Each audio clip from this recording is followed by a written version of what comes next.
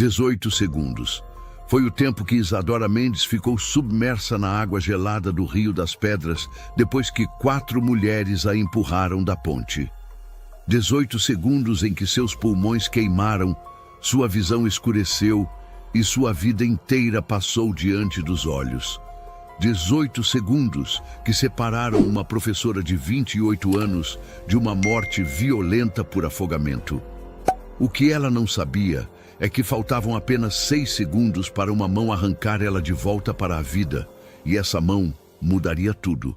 3 anos antes daquela tarde terrível, Isadora havia enterrado seu marido. Joaquim morreu de febre tifoide após beber água contaminada durante a grande seca que castigou o Vale do Cedro.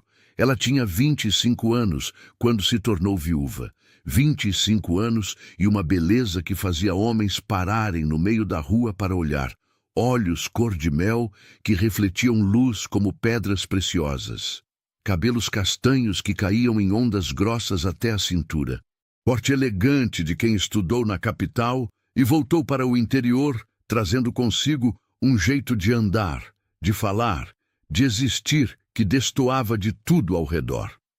Em povoados pequenos como o Vale do Cedro, beleza feminina é assunto perigoso. Mais perigoso ainda quando essa beleza pertence a uma viúva jovem, sem família por perto, sem proteção masculina, vulnerável como passarinho caído do ninho.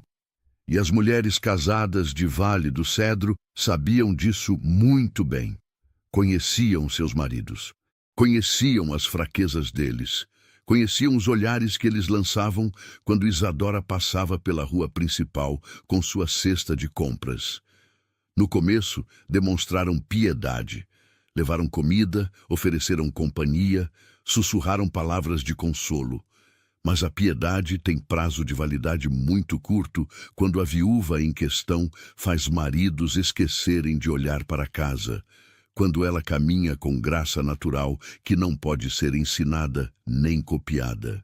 Quando sua simples presença ilumina ambientes e ofusca todas as outras mulheres ao redor. A mudança foi gradual, como veneno sendo despejado gota por gota na água limpa de um poço. Primeiro, as visitas pararam. Depois, as conversas morriam no instante em que Isadora se aproximava do mercado. Quando ela cumprimentava, recebiam acenos frios, sorrisos forçados, respostas monossilábicas. Logo as vendedoras começaram a recusar vender-lhe tecidos, alegando que tudo estava reservado para outras clientes. Dona Filomena, proprietária da mercearia principal, passou a cobrar o dobro do preço pelos mantimentos básicos. Por que está tão caro? Isadora perguntou certa manhã, segurando um saco de farinha. Para quem trabalha honestamente, o preço é um. Dona Filomena respondeu sem levantar os olhos do balcão. Para quem vive de aparências, é outro. Isadora era professora. Ensinava as crianças de Vale do Cedro a ler, escrever, fazer contas básicas, entender mapas, decorar poesias. Amava cada aluno como se fossem seus próprios filhos, os filhos que nunca teve tempo de ter antes de Joaquim morrer. Sua pequena sala de aula funcionava nos fundos da igreja. Cheirava a giz e livros velhos, tinha 3 janelas grandes por onde entrava a luz dourada da tarde. Ali ela se sentia útil, necessária, viva. Mas as mães começaram a tirar as filhas de suas aulas. Dona Lucrécia foi a primeira, chegando um dia com a menina pela mão e anunciando que não voltaria mais. Ela precisa aprender a cuidar da casa, explicou com voz dura. Educação demais deixa a moça sonhadora e rebelde. Dona Generosa seguiu na semana seguinte, depois Dona Augustinha, depois outras. Em poucos meses, a sala que fervilhava com 15 crianças curiosas tinha apenas 3 meninos, cujos pais trabalhavam em fazendas distantes, e não ouviam os boatos que corriam pelas ruas como ratos na escuridão. Os boatos! Meu Deus! Os boatos! Isadora praticava feitiçaria para atrair homens casados. Acendia velas vermelhas à meia-noite, chamando espíritos do desejo. Usava perfumes franceses importados para seduzir. Dançava nua sob a lua cheia. Recebia visitas masculinas pela madrugada. Mentiras crescendo como ervas daninhas num jardim abandonado, impossíveis de arrancar porque brotavam mais rápido do que podiam ser cortadas. A verdade? Isadora acordava às 5 da manhã com o canto do galo. Preparava café preto simples numa chaleira de metal amassada. Lia livros à luz amarelada do lampião. Cuidava de sua pequena horta de tomates e alfaces. Consertava suas próprias roupas. Dava aulas para os poucos alunos que restavam. Comia sozinha, assistindo o pôr do sol da janela da cozinha. Dormia cedo com o cansaço honesto de quem trabalha duro e vive com dignidade. Mas dignidade não importa quando inveja escreve a história que todos acreditam. Foi durante uma novena na casa de Dona Augustinha que o plano nasceu. Novena de Santa Rita de Cássia, santa das causas impossíveis e dos casamentos difíceis. Que ironia macabra! As 4 mulheres mais influentes de Vale do Cedro, reunidas ao redor da mesa de madeira escura, terço enrolado nos dedos, velas acesas diante da imagem da santa, veneno puro destilado nos corações. Dona Augustinha, esposa do homem mais rico do povoado, liderava com autoridade de rainha cruel. Dona Filomena, dona da mercearia, controlava quem comia e quem passava fome. Dona Lucrécia, irmã do delegado da região, tinha o poder da lei ao seu lado. Dona Generosa, parteira respeitada que trouxe ao mundo metade das crianças de Vale do Cedro, conhecia os segredos mais íntimos de cada família. Essa situação não pode mais continuar, Dona Augustinha declarou, servindo café em xícaras de porcelana fina herdadas da avó. Suas mãos tremiam levemente, não de nervoso, mas de raiva concentrada. Ontem meu marido ficou 10 minutos parado em frente à casa dela. 10 minutos inteiros fingindo ajustar a sela do cavalo. Mas eu vi os olhos dele. Estavam vidrados naquela janela como cachorro esperando o osso. O meu faz a mesma coisa, Dona Filomena admitiu apertando o terço com tanta força que os nós dos dedos ficaram brancos. Disse que ia buscar lenha e demorou 1 hora inteira. Quando voltou, tinha aquele brilho nos olhos, aquele brilho que não vejo há anos quando olha para mim. Dona Lucrécia inclinou-se sobre a mesa, abaixando a voz, como se estivesse no confessionário compartilhando um pecado mortal. Não adianta mais apenas isolá-la. Já fizemos isso. Ela continua aqui, andando pelas ruas, existindo, respirando o mesmo ar que a gente. Precisamos de algo definitivo. Ela precisa ir embora do Vale do Cedro, para sempre. O silêncio que seguiu foi denso como melaço preto. As 4 mulheres se entreolharam. Todas entenderam perfeitamente o que para sempre significava. Não havia eufemismo capaz de suavizar aquela verdade crua e brutal. Dona Generosa, a mais velha das 4, com seus 62 anos bem vividos, foi quem quebrou o silêncio pesado. O Rio das Pedras está cheio por causa das chuvas.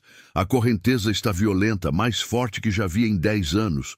Troncos enormes estão sendo arrastados como gravetos. Acidentes acontecem o tempo todo nessa época. E assim o pacto foi selado, entre Ave-Marias e Pai Nossos, entre promessas ao céu e conspirações do inferno, entre velas acesas para santos e planos para assassinar uma mulher inocente. A hipocrisia não poderia ser mais completa. Elas rezaram pedindo proteção para suas famílias enquanto planejavam destruir a de outra pessoa. Rezaram pedindo perdão por pecados, enquanto preparavam o maior de todos.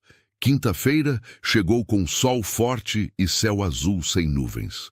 Uma daquelas tardes quentes do interior, onde o tempo parece parar e até os pássaros procuram sombra para descansar. Isadora acordou cedo, como sempre, preparou seu café preto, deu aulas para os 3 meninos que restavam, almoçou sozinha feijão com arroz e um pedaço de carne seca. Depois do meio-dia, quando o calor apertou mais forte, pegou sua trouxa de roupas sujas e desceu até o Rio das Pedras. Ela não sabia que estava sendo observada. Não sabia que 4 pares de olhos seguiam cada movimento seu desde que saiu de casa. Não sabia que aquelas 4 mulheres haviam combinado se encontrar perto da ponte assim que a vissem sair. Não sabia que estava caminhando direto para uma armadilha mortal. O Rio das Pedras corria marrom e furioso, inchado pelas chuvas recentes. A água batia contra as pedras grandes da margem, fazendo barulho ensurdecedor, levantando espuma branca que parecia neve suja. A ponte de madeira que cruzava o rio era velha, construída décadas atrás por homens que já estavam mortos. As tábuas rangiam sob qualquer peso. Algumas estavam soltas, outras podres. Mas era a única passagem entre um lado e outro sem ter que caminhar 3 quilômetros até a ponte principal. Isadora atravessou a ponte com cuidado, sentindo as tábuas cedendo levemente sob seus pés descalços. Do outro lado, desceu até a margem onde as pedras eram mais lisas e próprias para lavar roupa. Ajoelhou-se na beira da água, começou a esfregar os tecidos contra a superfície áspera da pedra, cantarolando baixinho uma canção que sua mãe costumava cantar quando ela era criança. A água gelada escorria entre seus dedos, o sol quente queimava suas costas. O barulho da correnteza abafava todos os outros sons ao redor. Por isso, ela não ouviu as 4 mulheres se aproximando. Passos silenciosos sobre grama úmida, respirações contidas pela excitação macabra do que estavam prestes a fazer. Não ouviu quando elas subiram na ponte atrás dela. Não ouviu quando Dona Augustinha fez sinal com a cabeça indicando que era hora. O que aconteceu depois foi rápido demais para processar. Isadora sentiu mãos a agarrando pelos braços e pela cintura. Sentiu seu corpo sendo erguido do chão, sentiu o empurrão violento que a jogou para frente. E então estava caindo no ar por segundos eternos antes de atingir a superfície da água com impacto que expulsou todo o ar de seus pulmões. O frio foi a primeira sensação. Frio tão intenso que cortava como 1000 facas pequenas perfurando cada centímetro de pele. Depois veio a pressão. A correnteza a sugou para baixo com força descomunal, girando seu corpo como folha seca no vendaval. Ela tentou nadar, mas não sabia para que direção era acima. Tudo era escuro, tudo era frio, tudo era água entrando por seu nariz, sua boca, seus ouvidos. Seus pulmões começaram a queimar com necessidade desesperada de ar. Ela abriu os olhos debaixo da água, mas só viu marrom escuro e manchas de luz filtrada. Seus braços batiam freneticamente, procurando algo sólido para se agarrar, mas só encontravam mais água, sempre mais água. Seu vestido verde musgo se enrolou em suas pernas, tornando impossível chutar. O peso da roupa molhada a puxava para baixo como âncora de chumbo. 18 segundos. Foi quanto tempo ela ficou submersa.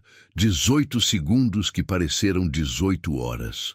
18 segundos em que sua vida inteira desfilou diante de seus olhos, como se alguém estivesse passando páginas de livro muito rápido. Viu seu pai ensinando ela a ler. Viu sua mãe penteando seus cabelos. Viu Joaquim pedindo ela em casamento sob a mangueira da praça.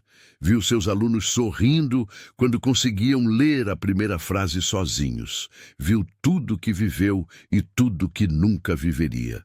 E então, quando seus pulmões estavam prestes a explodir e sua visão começava a escurecer completamente, ela sentiu algo diferente. Uma mão. Uma mão enorme e calejada a agarrando pelo braço com força que machucava, mas que era a coisa mais maravilhosa que já sentiu na vida. Uma mão que a puxava para cima com determinação inabalável. Uma mão que se recusava a deixá-la morrer. Teodoro Alvarenga tinha 52 anos de estrada. 52 anos de sol queimando a pele até virar couro curtido. 52 anos de chuva, vento, poeira, solidão escolhida como companheira fiel. 3 décadas atrás, ele havia sido tropeiro respeitado, conduzindo boiadas enormes através de serras e vales, dormindo sob estrelas, conversando mais com cavalos do que com pessoas. Agora vivia sozinho numa fazenda nas montanhas acima do Vale do Cedro, criando alguns cavalos, plantando o suficiente para sobreviver, evitando o povoado e seus habitantes como quem evita doença contagiosa. Naquela tarde de quinta-feira, ele estava descendo a trilha íngreme que levava ao rio, montado em Fronteiro, seu cavalo alazão de 15 anos que conhecia cada pedra daquele caminho. Atrás vinham os outros 4 cavalos soltos, seguindo o líder como sempre faziam. Teodoro ia levá-los para beber água no rio, ritual diário que acontecia toda tarde quando o sol começava a perder força. Foi Fronteiro quem percebeu primeiro. O cavalo parou de repente, orelhas em pé, narinas dilatadas farejando o ar. Teodoro conhecia seu animal bem o suficiente para saber quando algo estava errado. Olhou na direção que Fronteiro olhava e foi quando viu o vestido verde musgo girando na água. Por um segundo, pensou que era apenas pano velho que alguém havia perdido. Mas então viu os cabelos castanhos se espalhando como algas escuras. Viu os braços brancos batendo fracamente contra a correnteza. Viu o rosto pálido subindo à superfície por meio segundo antes de ser puxado de volta para baixo. E viu as 4 mulheres na ponte, paradas, observando, não gritando por socorro, não correndo para ajudar, apenas observando em silêncio mortal, enquanto outra mulher se afogava bem diante de seus olhos. Teodoro não era homem de pensar muito antes de agir. 3 décadas na estrada ensinaram que quem hesita morre. Enfiou os calcanhares nas costelas de Fronteiro e o cavalo entendeu imediatamente, disparando pela margem do rio em direção à mulher que afundava. As tábuas da ponte tremeram quando Fronteiro passou por baixo em galope pesado. As 4 mulheres se viraram surpresas, olhos arregalados, bocas abertas em choque silencioso. Teodoro não olhou para elas. Não tinha tempo. A mulher estava afundando pela segunda vez, braços mal conseguindo se mexer, rosto desaparecendo sob a superfície marrom. Ele puxou as rédeas fazendo Fronteiro parar na beira da água, jogou-se da sela sem pensar 2 vezes no frio, na correnteza, no perigo. Suas botas de couro afundaram na lama do fundo. A água gelada subiu até sua cintura, roubando o fôlego. A correnteza tentou arrastá-lo, mas ele tinha pernas fortes, enraizadas no chão do rio, como troncos velhos de árvores que já viram muitas enchentes. 3 passos largos dentro da água. 4, 5. Seu braço direito disparou para a frente, agarrando o que encontrou pela frente, o braço fino da mulher. Seus dedos se fecharam como tenaz de ferro ao redor do pulso dela. Puxou com força, brutal, sem delicadeza, sem tempo para gentileza. O corpo dela veio para fora da água pesado, como se fosse feito de chumbo. Ela não estava respirando. Teodoro a arrastou para a margem, deitou-a de bruços sobre a grama, pressionou as costas dela com suas mãos enormes. A água saiu pela boca dela em jatos marrons misturados com bile. 1 vez, 2, 3. Ela começou a tossir, engasgando, sufocando, mas viva. Estava viva. Ele a virou de costas. O rosto dela estava pálido como cera de vela. Lábios roxos pelo frio, olhos fechados. Mas o peito subia e descia. Estava respirando, fraco, irregular, mas respirando. Foi só então que Teodoro levantou os olhos para a ponte. As 4 mulheres ainda estavam lá, congeladas como estátuas de sal. Ele as estudou uma por uma. Conhecia aqueles rostos. Dona Augustinha, esposa do rico. Dona Filomena, da mercearia, Dona Lucrécia, irmã do delegado, Dona Generosa, a parteira, mulheres respeitadas de Vale do Cedro, pilares da comunidade, e todas acabavam de tentar matar alguém. Vão embora. Teodoro disse, voz baixa, mas que carregava a autoridade de quem não precisa gritar para ser obedecido. Vão embora agora, antes que eu mude de ideia sobre o que vou fazer. Dona Augustinha tentou falar, boca se abrindo e fechando como peixe fora da água, mas nenhum som saiu. As quatro se entreolharam por segundo eterno, então viraram e fugiram. Literalmente fugiram, correndo pela ponte que rangeu perigosamente sob o peso apressado, tropeçando nas pedras da trilha, desaparecendo entre as árvores como ratos correndo da luz. Teodoro voltou sua atenção para a mulher deitada na grama. Ela estava começando a tremer violentamente, corpo sacudindo com espasmos incontroláveis do frio extremo. Ele tirou seu colete de couro grosso, o único casaco que tinha, e a envolveu nele. Não ajudou muito. Ela precisava de calor verdadeiro. Precisava de roupas secas. Precisava de um lugar seguro. Ele a levantou nos braços como se não pesasse nada. Ela era leve demais, corpo magro demais. Alguém que não estava comendo o suficiente. Colocou-a na sela de fronteiro, montou atrás dela, mantendo-a segura contra seu peito. Ela estava inconsciente agora, cabeça pendendo para o lado, cabelos molhados pingando água barrenta que manchou suas calças. Se você está acompanhando essa história e ela está mexendo com você, deixa sua curtida aqui e me responde nos comentários. Você teria a coragem de fazer o que Teodoro fez? Encarar a comunidade inteira por defender alguém? Quero saber sua opinião sincera. A subida até sua fazenda levou 40 minutos. 40 minutos de fronteiro, escalando a trilha íngreme com cuidado redobrado, sentindo o peso extra, ajustando os passos. Os outros 4 cavalos seguiram atrás em fila. A fazenda de Teodoro ficava no alto da montanha, escondida entre pinheiros velhos e araucárias retorcidas pelo vento constante. Era construção simples de adobe e madeira, telhado de telhas vermelhas manchadas pelo tempo, paredes grossas que mantinham o calor no inverno e o frescor no verão. Um lugar para homem que escolheu solidão como forma de vida. Ele desmontou com cuidado, puxou a mulher da cela e a carregou para dentro. Não tinha quarto de hóspedes propriamente dito, mas tinha um cômodo pequeno nos fundos que usava para guardar ferramentas e sacos de ração. Limpou o espaço rapidamente, jogando tudo para o canto, estendendo cobertores velhos, mas limpos, sobre o chão de tábuas. Deitou-a ali com delicadeza que suas mãos calejadas não pareciam capazes de ter. O vestido verde musgo estava encharcado, pesado, pingando água barrenta que formava poça ao redor do corpo dela. Teodoro sabia que precisava tirar aquilo se não queria que ela morresse de hipotermia. Virou-se de costas por respeito que homens de sua geração ainda mantinham. Estendeu o braço para trás, puxou o vestido molhado, jogou-o no canto. Pegou uma de suas próprias camisas de flanela xadrez, a mais limpa que tinha, e a vestiu nela sem olhar.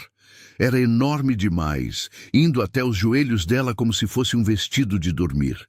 Cobriu-a com 3 cobertores de lã grossa. Acendeu fogo na lareira da sala ao lado, deixando a porta aberta para o calor se espalhar. Preparou chá forte de ervas que sua mãe costumava fazer quando ele era criança e ficava doente. Esperou. Ela dormiu por 14 horas seguidas. Teodoro verificou de hora em hora se ainda estava respirando, se a febre não tinha vindo, se o tremor havia parado. Não sabia quem era aquela mulher. Não sabia por que 4 respeitáveis senhoras de Vale do Cedro haviam tentado matá-la. Mas conhecia a injustiça quando via, e o que viu naquela ponte foi injustiça pura destilada em ação. Quando ela finalmente acordou, o sol já estava alto no céu da manhã seguinte. Seus olhos cor-de-mel se abriram devagar, confusos, tentando entender onde estava. O teto de madeira escura acima, o cheiro de fumaça de lenha, o cobertor áspero de lã contra sua pele. Nada disso era familiar. Sentou-se de repente, coração disparando, memória voltando como avalanche. As mãos agarrando ela. A queda, água, o frio mortal. Ia gritar, mas então viu o homem parado na porta do cômodo. Alto, magro como poste de cerca, mas com ombros largos de quem carregou peso a vida inteira. Cabelos grisalhos cortados curtos. Barba de 3 dias cobrindo o rosto marcado pelo sol e pelo tempo. Olhos cinzentos que tinham profundidade de quem viu muita coisa e não se impressiona fácil. Segurava a xícara fumegante nas mãos. Você está segura, ele disse, voz rouca de quem não usa muito. Meu nome é Teodoro. Você está na minha fazenda. Aquelas mulheres não vão te encontrar aqui. Isadora tentou falar, mas a garganta estava em carne viva de tanto ter engolido água suja. Tossiu, engasgou, lágrimas brotando dos olhos pela dor. Teodoro se aproximou, estendeu a xícara. Chá de ervas, vai ajudar. Ela pegou com mãos que tremiam tanto que quase derrubou o líquido quente. Bebeu devagar. O chá desceu queimando, mas era queimadura boa, que acordava o corpo, que lembrava que estava viva. Por que você me salvou? Ela finalmente conseguiu sussurrar. Teodoro deu de ombros como se a resposta fosse óbvia demais para precisar explicação. Porque era a coisa certa a fazer.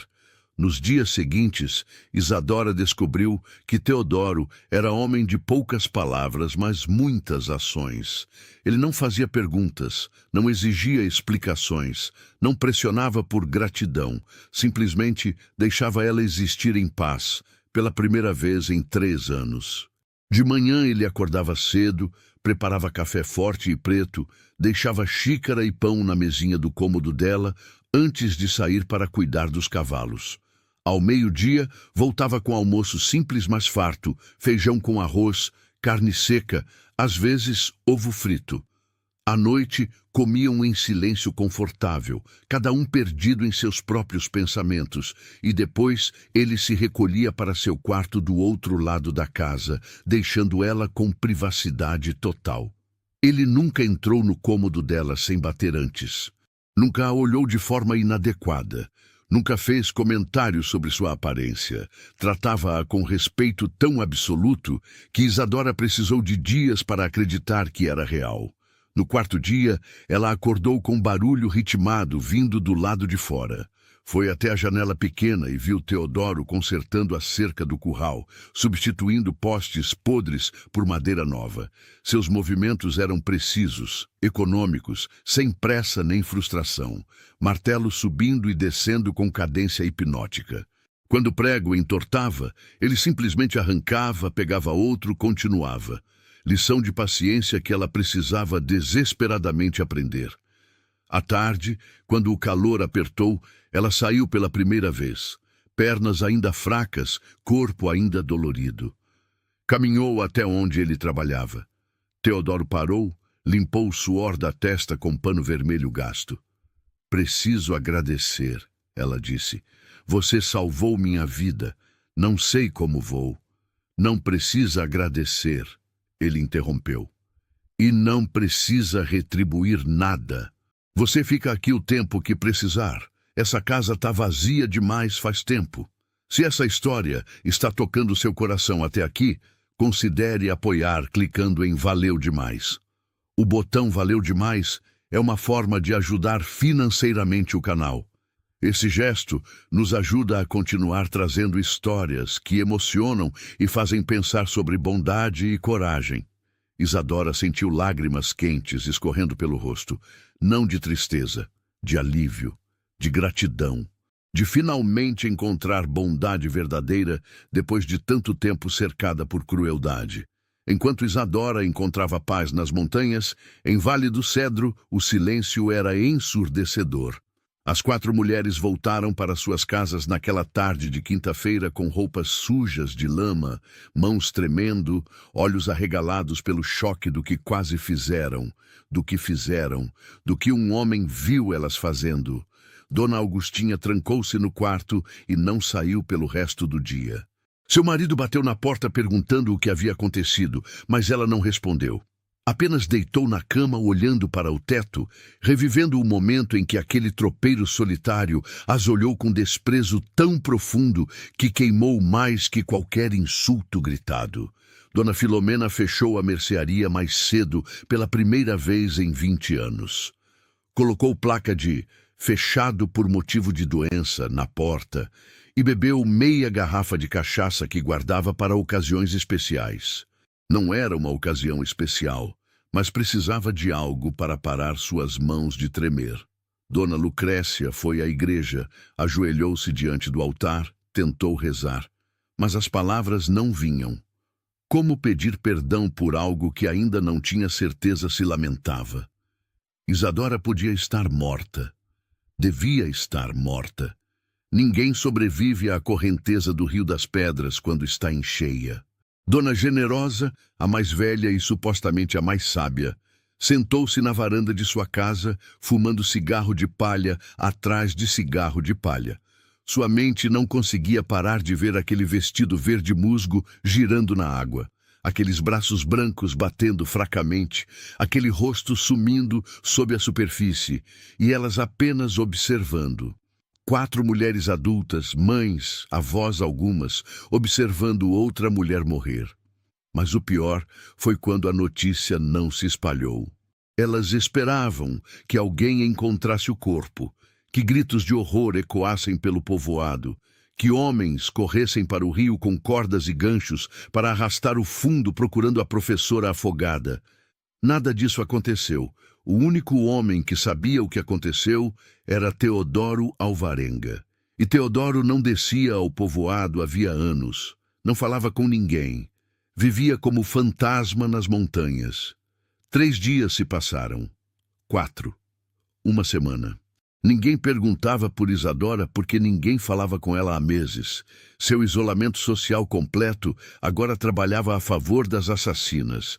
Se ela havia sumido, desaparecido, ido embora, ninguém notaria até que fosse tarde demais para importar. Mas as 4 não conseguiam sentir alívio, porque não sabiam, não tinham certeza. Viram Teodoro puxá-la da água, mas não ficaram para ver se ela tinha sobrevivido.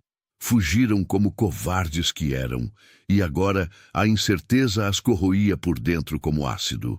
Foi Dona Augustinha quem quebrou o silêncio 10 dias depois. Convocou as outras 3 para reunião urgente na mesma cozinha onde haviam planejado o assassinato. Desta vez, não havia terço nas mãos, nem velas acesas, apenas medo cru e desespero. Precisamos saber, ela disse sem rodeios. Precisamos saber se ela está morta ou viva. Como vamos descobrir? Dona Filomena perguntou. Não podemos simplesmente perguntar. Se ela está viva e falou com alguém, seremos presas. E se está morta, Dona Lucrécia acrescentou com voz fina, e encontrarem o corpo, terão que investigar. Meu irmão é o delegado, mas até ele não pode ignorar afogamento suspeito. Dona Generosa esmagou mais um cigarro no prato que servia de cinzeiro. O filho do rapaz que entrega lenha lá para cima, ele sobe até a fazenda do Teodoro uma vez por semana. Podemos perguntar para ele. E foi o que fizeram. Pagaram o menino, filho de 16 anos do lenhador, 3 vezes o preço normal da entrega para que prestasse atenção extra e contasse tudo o que visse. O menino, inocente e precisando do dinheiro, concordou sem entender por que aquelas senhoras respeitáveis estavam tão interessadas na fazenda do velho Teodoro. Quando ele voltou na semana seguinte, tinha notícias. Tem uma mulher lá, contou para Dona Augustinha enquanto recebia o pagamento. Vi ela no curral ajudando o seu Teodoro com os cavalos, cabelos castanhos compridos, bem bonita. O sangue de Dona Augustinha gelou nas veias. Isadora estava viva. Viva e vivendo com Teodoro. E se estava viva, podia falar. Podia contar o que aconteceu. Podia destruí-las. A notícia se espalhou entre as 4 como fogo em capim seco. O medo, que já era grande, se transformou em pânico. Mas o pânico logo se transformou em outra coisa. Em raiva. Em indignação. em necessidade de controlar a narrativa antes que fosse tarde. Ela está vivendo com ele. Dona Filomena cuspiu as palavras como se fossem venenosas. Uma mulher sozinha na casa de um homem solteiro, sem casamento, sem decência. É um escândalo, Dona Lucrécia concordou, vendo a oportunidade. Um escândalo que ofende toda a comunidade. E assim a estratégia mudou. Se não podiam matar Isadora, podiam destruir sua reputação completamente. Podiam transformá-la de vítima em vilã. Podiam fazer o povoado acreditar que ela era a ameaça, não elas. Os boatos recomeçaram, piores do que antes. Isadora havia seduzido Teodoro. Estava vivendo em pecado com ele. Havia enfeitiçado o pobre homem solitário. Era bruxa, prostituta, demônio em forma de mulher bonita. Mas desta vez as mentiras encontraram resistência inesperada. Porque alguns homens de Vale do Cedro começaram a fazer perguntas. Perguntas simples, mas perturbadoras. Como ela chegou até lá? Seu Damião, o ferreiro, perguntou na venda. A fazenda do Teodoro fica no alto da montanha. São 3 horas de subida a pé. Isadora não tinha cavalo. Como ela foi parar lá? E por que Teodoro aceitaria ela? Outro homem questionou. Ele vive sozinho há 30 anos. Não fala com ninguém. Não desce ao povoado. De repente aceita uma mulher em sua casa? Isso não faz sentido. As perguntas eram espinhos que furavam a narrativa cuidadosamente construída pelas 4 mulheres. E quanto mais tentavam explicar, mais suspeitas as respostas soavam. 2 meses haviam se passado desde que Teodoro tirou Isadora do rio. 2 meses em que ela aprendeu a respirar de novo, sem medo apertando seu peito. A fazenda nas montanhas se tornou refúgio mais seguro do que qualquer lugar que já conheceu. As manhãs começavam cedo com o canto do galo que Teodoro criava junto com as galinhas. Isadora acordava com cheiro de café forte, que ele sempre deixava pronto no fogão de lenha. Aos poucos, foi assumindo tarefas da casa sem que ele pedisse. Cozinhava, limpava, costurava roupas rasgadas, cuidava da pequena horta. Não por obrigação, mas porque queria contribuir, queria se sentir útil, queria retribuir de alguma forma a bondade silenciosa que recebia. Teodoro ensinava ela sobre cavalos, como se aproximar sem assustar, onde fazer carinho para ganhar confiança, como ler a linguagem corporal deles. Fronteiro, o alazão que a salvou, passou a segui-la pelo curral como cachorro grande e gentil. Ela levava pedaços de cenoura no bolso e ele relinchava baixinho quando a via chegar. À tarde, depois do trabalho pesado do dia, eles sentavam na varanda de madeira que dava para o vale lá embaixo. Dali podiam ver Vale do Cedro na distância, pequeno como conjunto de caixas de fósforo espalhadas. Isadora às vezes olhava para o povoado e sentia apenas indiferença. Não raiva, não tristeza, apenas a constatação de que aquilo já não fazia mais parte de sua vida. Você ensinou muitas crianças? Teodoro perguntou certa tarde, voz quebrando o silêncio confortável. 15 no total, ela respondeu. Mas no final, só restaram 3 meninos. As mães tiraram as meninas. Por quê? Isadora deu risada amarga. Porque eu era bonita demais. Porque minha existência ofendia elas. Teodoro ficou quieto por longo momento, olhando as montanhas ao longe. Pessoas com medo fazem coisas terríveis, e não existe medo maior que o medo de perder o que acham que possuem. Eram as palavras mais longas que ele havia dito desde que ela chegou, e continham sabedoria que vinha de décadas observando a natureza humana de distância segura. Foi num domingo que tudo mudou. Domingo de sol forte e céu sem nuvens. Isadora estava alimentando as galinhas quando ouviu vozes femininas subindo a trilha. Vozes que conhecia bem demais. Seu sangue gelou. Largou o balde de milho e correu para dentro da casa. Teodoro! Ela chamou com voz tremendo. Elas estão vindo! Ele estava consertando uma cela na sala. Levantou os olhos, viu o terror no rosto dela, entendeu imediatamente, colocou a cela de lado, caminhou até a porta da frente e saiu para o terreiro. As 4 mulheres apareceram na curva da trilha. Dona Augustinha liderava vestida de preto como sempre, segurando o crucifixo grande de madeira como se fosse arma. As outras 3 vinham atrás, rostos suados da subida íngreme, olhos brilhando com mistura de medo e determinação fanática. Teodoro Alvarenga, Dona Augustinha gritou quando chegou perto o suficiente. Sabemos que ela está aqui. A prostituta que está corrompendo você. Entregue ela para nós. Vamos levá-la de volta para onde pertence. Teodoro não respondeu imediatamente.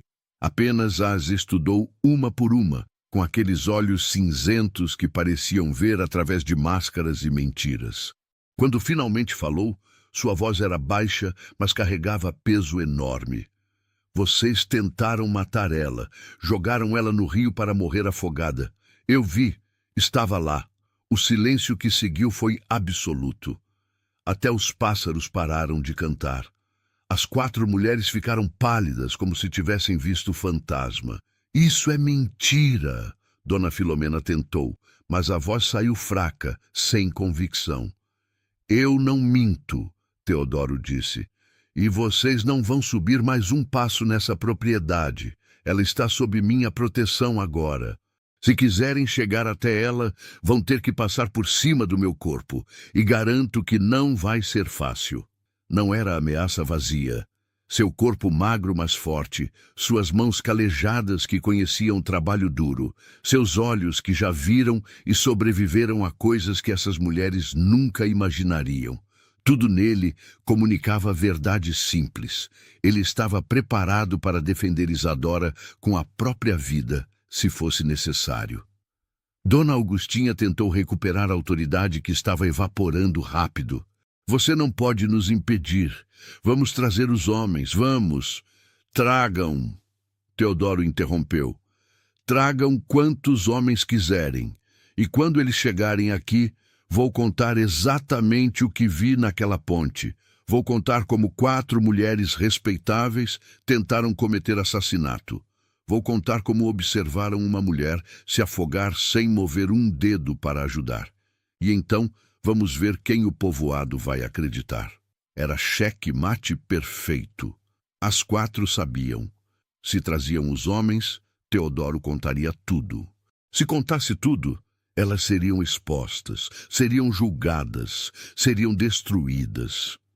Dona Lucrécia, irmã do delegado, tentou última cartada. Meu irmão é a lei aqui. Seu irmão vai ter que me prender por salvar uma vida? Teodoro perguntou. Ou vai ter que prender vocês por tentarem tirar uma, escolha difícil para ele. Derrotadas e sabendo, as 4 mulheres recuaram. Literalmente deram passos para trás, como se Teodoro irradiasse calor insuportável. Viraram e começaram a descer a trilha, mais rápido do que subiram, tropeçando nas pedras, segurando umas nas outras para não cair. Teodoro ficou parado no terreiro, até elas desaparecerem completamente de vista. Só então voltou para dentro. Isadora estava encostada na parede da sala, lágrimas silenciosas escorrendo pelo rosto. Acabou, ele disse. Elas não vão voltar. Mas não tinha acabado. Não completamente. Porque mulheres derrotadas são mulheres perigosas. E elas tinham uma última carta para jogar. A humilhação queimou no peito das 4 mulheres durante todo o caminho de volta para Vale do Cedro. Queimou mais forte que sol do meio-dia, mais profundo que qualquer ferida física.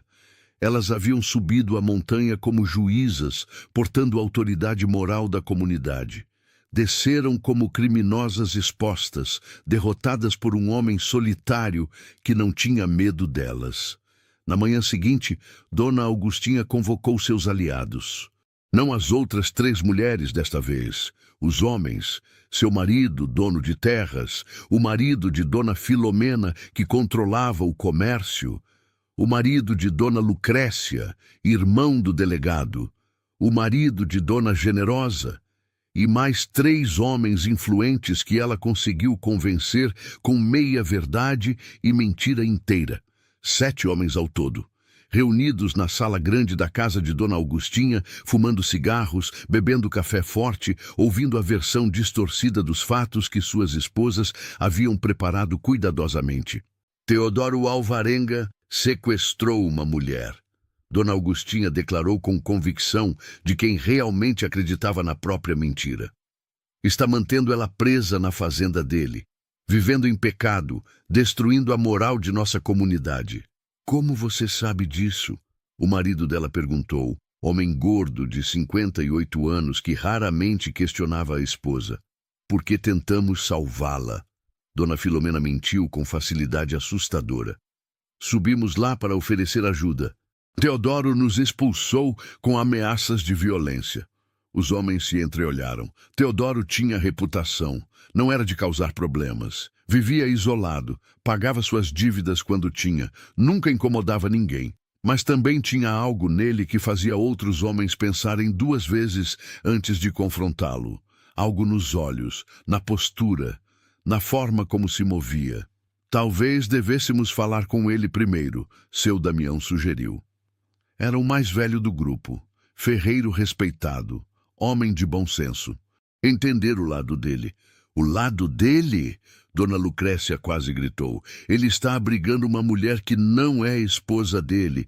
Que mais precisa saber? Foi assim que, na tarde daquele mesmo dia, 7 homens montaram seus cavalos e subiram a trilha íngreme até a fazenda de Teodoro. Iam armados, rifles velhos de caça, pistolas enferrujadas que raramente usavam, mais para se sentirem corajosos do que por real intenção de violência. Teodoro os viu chegando de longe. Estava consertando o telhado do estábulo, martelo na mão, pregos entre os lábios. Desceu da escada com calma deliberada. Limpou as mãos no pano pendurado no cinto, caminhou até o meio do terreiro. Isadora observava da janela da casa, coração batendo tão forte que doía no peito. 7 homens armados contra 1. As probabilidades eram terríveis. Os cavalos pararam formando um semicírculo a 20 metros da casa.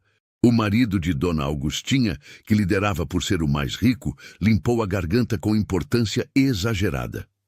Teodoro Alvarenga, viemos falar sobre a mulher que está vivendo em sua casa. Fale, Teodoro disse. Uma palavra, sem emoção, sem medo. A comunidade está preocupada. Uma mulher solteira vivendo com um homem solteiro, sem casamento, ofende nossa moral cristã. Pedimos que entregue ela para voltarmos ao povoado, onde pode ser devidamente supervisionada. Teodoro deixou o silêncio se estender por segundos longos. Estudou cada homem. Via o desconforto em alguns rostos, a dúvida, a vergonha mal disfarçada. Esses não queriam estar ali.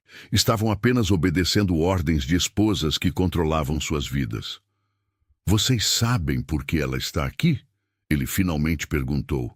Sabemos o que nossas esposas contaram, outro homem respondeu. E o que elas contaram? Silêncio desconfortável. Os homens se entreolharam. Nenhum parecia ter versão clara e consistente. Teodoro deu um passo à frente. Só um, mas foi suficiente para alguns cavalos recuarem nervosos, sentindo a tensão. Vou contar a verdade. Suas esposas tentaram matar Isadora Mendes, jogaram ela de uma ponte para o Rio das Pedras, quando estava em cheia. Ficaram observando enquanto ela se afogava. Eu a tirei da água segundos antes da morte. Salvei a vida dela. E agora ela vive aqui, porque é o único lugar onde está segura. As palavras caíram como pedras em lago parado. Os 7 homens ficaram paralisados. Alguns pareciam chocados, outros confusos. Seu Damião, o ferreiro, fechou os olhos como se sentisse dor física. Isso é mentira, o marido de Dona Augustinha tentou, mas a voz saiu fraca. Não é, e no fundo vocês sabem do que suas esposas são capazes quando se sentem ameaçadas. Sabem da crueldade que existe por trás daquela fachada de mulheres respeitáveis e cristãs. Mais silêncio, pesado como chumbo derretido. Agora vocês têm escolha, Teodoro continuou. Podem tentar me tirar ela à força. Podem atirar em mim se quiserem. Mas antes de fazerem isso, olhem para essa mulher. Ele fez gesto e Isadora, reunindo coragem que não sabia que tinha, saiu da casa. Caminhou até ficar ao lado de Teodoro, magra demais de meses de perseguição, olhos fundos de noites sem dormir, mas de pé, viva, digna. Olhem para ela, Teodoro repetiu, e me digam que crime ela cometeu, que merecia morte por afogamento. Me digam que pecado ela fez, que justifica o que suas esposas tentaram fazer.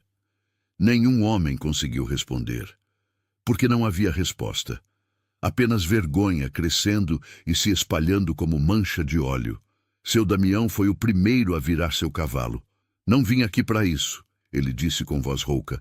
Não vim para ser parte de injustiça. Começou a descer a trilha.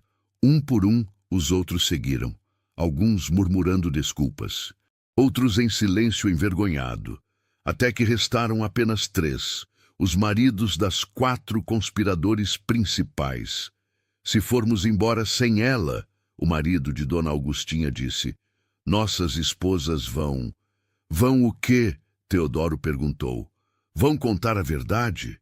Que tentaram cometer assassinato e falharam? Os 3 últimos homens baixaram os olhos. Derrotados não por violência, mas por verdade que não podiam negar. Viraram os cavalos e desceram.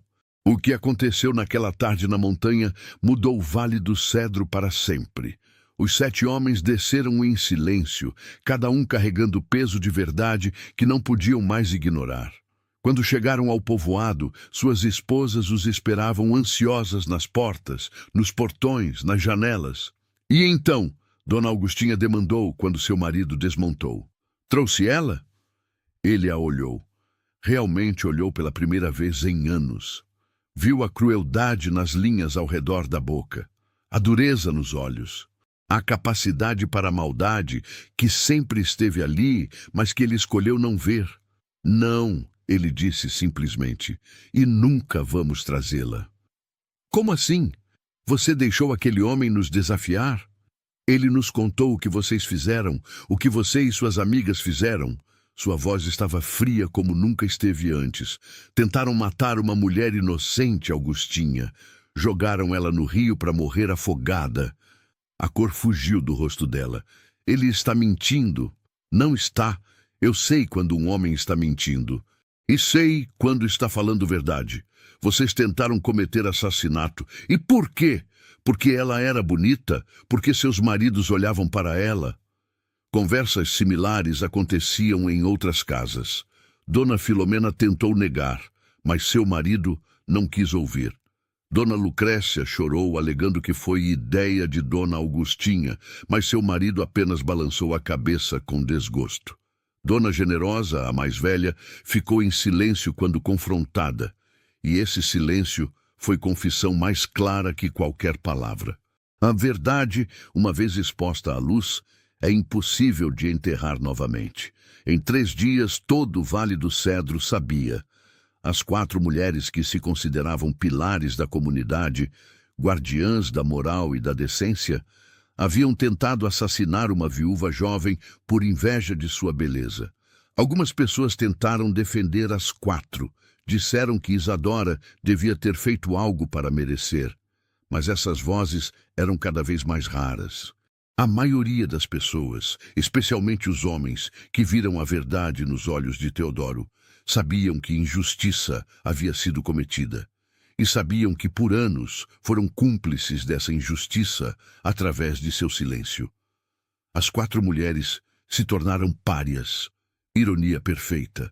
Elas que isolaram Isadora agora eram isoladas. Quando caminhavam pelas ruas, conversas morriam. Quando entravam em lojas, eram atendidas com frieza. Seus maridos, envergonhados, pararam de defendê-las. Algumas famílias se mudaram de Vale do Cedro, incapazes de suportar o peso da vergonha. Enquanto isso, na fazenda nas montanhas, a vida continuava com ritmo tranquilo e constante. Isadora não sentiu satisfação pela queda de suas torturadoras. Não sentiu vingança doce, apenas indiferença. Elas já não importavam mais. Um ano depois daquele dia terrível no rio, Isadora e Teodoro caminhavam pela mesma trilha onde quase morreu.